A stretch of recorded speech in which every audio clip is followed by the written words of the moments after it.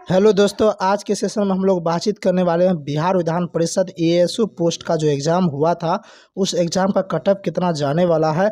ये सभी कटअप के दायरे में जितना भी बातचीत होने वाला है सारा कुछ हम आज के वीडियो में देखने वाले हैं एकदम प्रूफ के साथ। देखिए, बिहार विधान परिषद एएसयू की अगर हम बातचीत करेंगे सैप स्कोर क्या रहने वाला है, क्योंकि आप लोग के मन में काफ़ी ज़्यादा सवाल आ रही है कि सर सैप स्कोर क्या रहेगा, अगर कितना मार्क मेरा सही अगर हुआ होगा तो मेरा जो है ना इसमें होने का चांस है, सिलेक्शन होने का चांस है, वो भी बताएंगे। साथ ही कई सारे स्टूडेंट को ये भी मालूम नहीं कि कितना नंबर पर नेगेटिव मार्किंग है या फिर नेगेटिव मार्किंग है या नहीं, वो भी सारा कुछ बताने वाले हैं। तो देखिए, कटअप बताने से पहले आपको 2-3 मुद्दों पर आपको जानना जरूरी हो जाता है, क्योंकि कटअप अगर ऐसे अगर हम बता देंगे तो आपको बिलीव नहीं होगा। अगर हम प्रूफ के साथ अगर आपको बताएंगे सारा कुछ तो आप पे भी थोड़ा बहुत बिलीव हो जाएगा। अगर हम यहाँ पे बातचीत करेंगे टोटल पोस्ट की, अगर यहाँ पे बातचीत करने के लिए जाएंगे तो देखिए, अगर टोटल पोस्ट जो है ना 19 पोस्ट पे जो है आपका वैकेंसी आया था। देखिए, वैकेंसी कम पोस्ट पे आया था, लेकिन बाद में जो है ना कुछ पोस्ट बढ़ गया था, और बढ़ने के बाद हम आपको बता रहे कि टोटल 19 पोस्ट था, क्योंकि आपका एग्जाम जो हुआ है वो 19 पोस्ट के लिए हुआ है। यहाँ पे आप जैसे देखिएगा, जैसे अगर आप नोटिफिकेशन अगर पढ़े होंगे तो उसका स्क्रीनशॉट हम आपको यहाँ दिखा रहे हैं। तो यहाँ पे देखिए A to Z जो है ना सहायक प्राशिका पदाधिकारी का जो है यहाँ पे टोटल पोस्ट यहाँ पे देख लीजिए 19 टोटल पोस्ट यहाँ पे है, जिसमें से आपको मालूम होना चाहिए कि 7 जो है वो अनारक्षित यानी कि जनरल वालों के लिए 7 सीट है, और वही अनुसूचित जाति यानी कि SC वालों के लिए 3 है, ST वाले के लिए देखिए 2 सीट था। लेकिन जब अगली बार जो आपका ये नया खुल के आया तो उसमें ST वालों के लिए सीट ही नहीं दिया गया था, ठीक है। और अत्यंत पिछड़ा वर्ग के लिए EBC वालों के लिए 4 सीट था, OBC वालों के लिए 2 था। और यहाँ बातचीत करेंगे पिछड़े वर्ग में महिला यानी कि OBC का अगर महिला में 1 सीट था, और वहीं पे देखेंगे EWS वालों का 2 सीट था, यानी कि टोटल आपका 9 सीट था। और ये जो सीट आपको दिया गया ना भाई साहब, ये आरक्षण दिया गया, ये आरक्षण की बातचीत किया गया है कि अगर 17 सीट है तो उसमें से 7 सीट पे आरक्षण है, ये बात बोला गया, ठीक है। तो यहाँ पे आपको देखिए 35% जो है महिलाओं का आरक्षण सीट है, क्योंकि 35% आरक्षण महिलाओं को मिला हुआ है। तो इन सभी मुद्दों को पहले तो आप पोस्ट देख लिए, फिर आरक्षण देख लिए, तो उन सभी आधार पे जो है ना आपको हम कटअप बताने वाले हैं। देखिए, कई सारे स्टूडेंट ये भ्रम फैलाते हैं कि सर जो है ना सेटिंग चल रहा, तो आपको पहले बता दें सेटिंग वेटिंग के चक्कर में आपको नहीं रहना है। अगर आपको लग रहा है कि सेटिंग सही में चल रहा, तो आपको जैसा कि मालूम ही होगा कि अगर सबसे अभी तक में बड़ा चैनल है तो शिक्षा पथ है बिहार विधानसभा या परिषद एग्जाम के लिए, और सबसे बेस्ट रिजल्ट भी दिया। आप देख लीजिए, जितना पढ़ाया गया तो उतना क्वेश्चन भी आया है, और जो PDF दिया गया तो वहाँ से भी क्वेश्चन आया है। A to Z सभी इन्फॉर्मेशन भी इस चैनल से मिलती है, तो आप लोग इस चैनल को सब्सक्राइब जरूर कर लीजिए। तो आपको खुद मालूम होगा कि जब ये सबसे बड़ा चैनल है, सबसे ज़्यादा स्टूडेंट यहीं पे आके देखते हैं बिहार विधान परिषद वाले, बिहार विधानसभा वाले, तो आप लोग ईमानदारी से कमेंट सेक्शन में बताइए क्या आप सेटिंग करवाए हैं। आपका जवाब आएगा नहीं सर हम सेटिंग नहीं करवाए। आप सुने भले ही होंगे, आप ज़रूर सुने होंगे कि हाँ इसमें सेटिंग होता, ये होता, वो होता, लेकिन क्या वाकई में सेटिंग आप करवाए? नहीं, एक का भी सेटिंग नहीं हुआ होगा।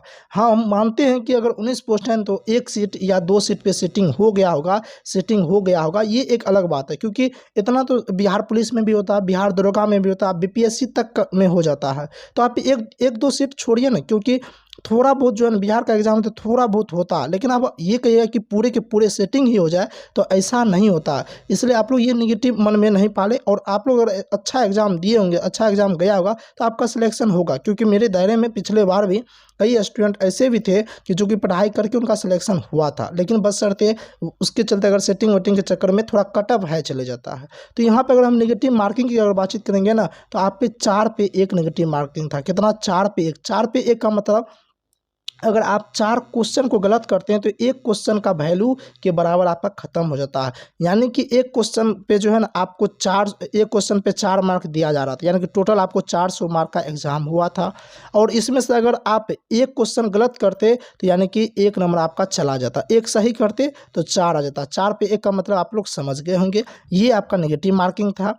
और यहाँ पे टोटल फॉर्म की बातचीत करेंगे तो 20 से 25 हज़ार टोटल फॉर्म भराया गया था। 20 से 25 हज़ार टोटल फॉर्म जो है ना ESU पोस्ट के लिए भराया गया था। एग्जैक्ट नहीं है मालूम, लेकिन यहाँ पे 20 से 25 हज़ार के लगभग फॉर्म गिरा था। लेकिन 20 से 25 हज़ार में क्या सभी स्टूडेंट एग्जाम दिए थे? नहीं। आप ही लोगों ने कमेंट देखा होगा, कोई बोल रहे होंगे कि सर हम भीड़ में चले गए थे, किसी के मन में ये आ गया सेटिंग हो रहा है, इतना पोस्ट के लिए क्या एग्जाम देंगे, दूर चला गया, छोड़ देते हैं, भले दिए थे। तो अगर हम बातचीत करेंगे 20 से 25 हज़ार में से स्टूडेंट कितना फॉर्म भरे थे, तो तो 20 से 25,000 में से मेरे ख्याल से 14 से 15,000 के आसपास जो है ना एग्ज़ाम जाके दिए थे। इतना भी स्टूडेंट नहीं दिए होंगे, मेरे ख्याल से अगर होना चाहिए तो 12,000 के आसपास, 12 से 13,000 अटेंडेंस हुए थे, आप ये समझ लीजिए। तो यानी कि आपका जो है यहाँ पे अगर ये टोटल सारा कुछ बायोडाटा कलेक्शन करने के बाद जो आपका फाइनल जो आपका दिखाने वाले हैं कटअप, उस कटअप पे अगर हम यहाँ पे देखने के लिए चलते हैं तो कैटेगरी वाइज हम आपको कटअप दिखाने वाले हैं।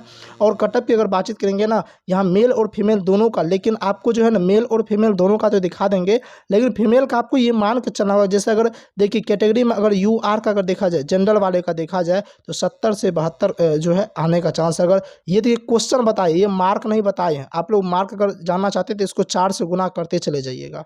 ये हम क्वेश्चन की बातचीत करते हैं। अगर 100 क्वेश्चन में 100 क्वेश्चन का एग्जाम हुआ था, 100 क्वेश्चन में अगर 70 से 72 क्वेश्चन आपका काट कूट के यानी कि नेगेटिव सब काट करके अगर इतना आ रहा है, तब जाके आपका जो है कहीं ना कहीं सिलेक्शन होने वाला है इसमें।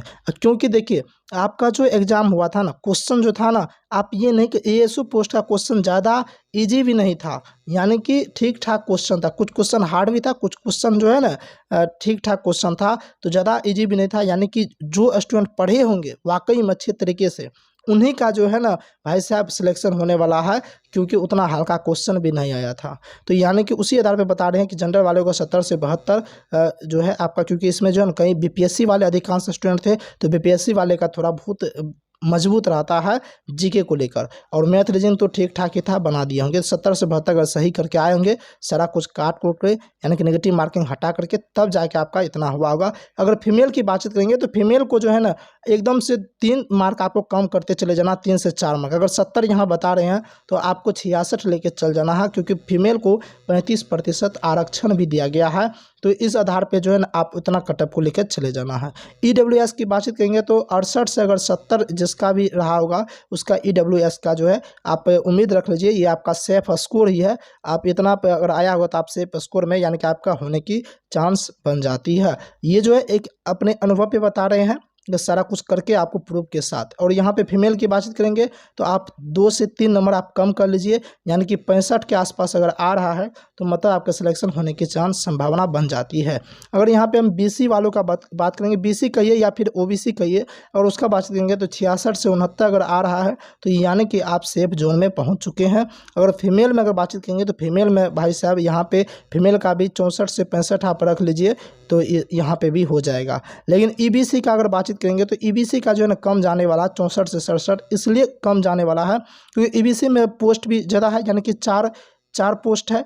और बातचीत करेंगे इसी EBC को थोड़ा बहुत आरक्षण भी दिया जाता है, तो उस आधार पे जो है ना EBC का कम जाने वाला 64 से 67। लेकिन अगर फीमेल में बातचीत करेंगे तो फीमेल में जो है ना इसका 60 से 62 के बीच में आने वाला, 60 से 62 के बीच में आने वाला है। चलिए उसके बाद अगर हम SC की बातचीत करेंगे, SC की अगर बातचीत करेंगे यानी कि अनुसूचित जाति जो होता है, उसकी बातचीत करेंगे तो 60 से 63 के बीच रहने वाला है। और फीमेल में आप 1-2 में कम कर लीजिए, 58 के आसपास जाने वाला है, 58 से 60। और ST की अगर बातचीत करेंगे तो ST में तो पहले तो था, लेकिन अब भाई साहब कोई सीट ही नहीं दिया गया, तो आपका कटअप कहाँ जाए, कुछ नहीं जाए, एक भी सीट नहीं था।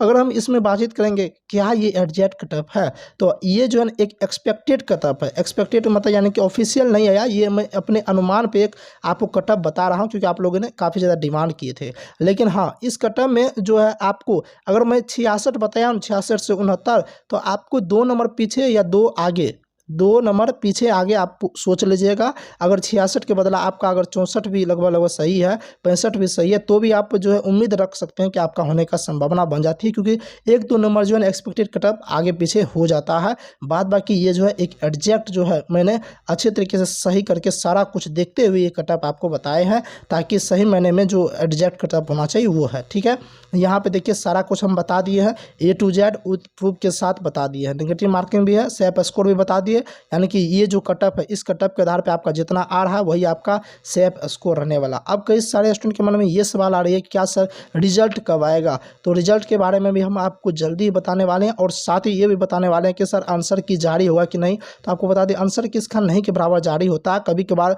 इसमें से एक बार जारी किया गया था, नहीं तो नहीं ही किया गया, डायरेक्ट रिजल्ट ही आ गया था। तो रिजल्ट देख लीजिएगा, और इसका कटअप भी नहीं के बराबर आता है। आप तो इसका जो है ना आंसर यानी कि आपका रिजल्ट ही आने वाला, उस मुद्दे मुद्दे पे बातचीत करेंगे। और जिसका डाटा एंट्री ऑपरेटर का या फिर कार्यालय परिचालक एग्जाम था, उस पर भी कट ऑफ का जो है आपका वीडियो आ जाएगा। तो मिलते हैं नेक्स्ट क्लास में, तब तक के लिए जय हिंद।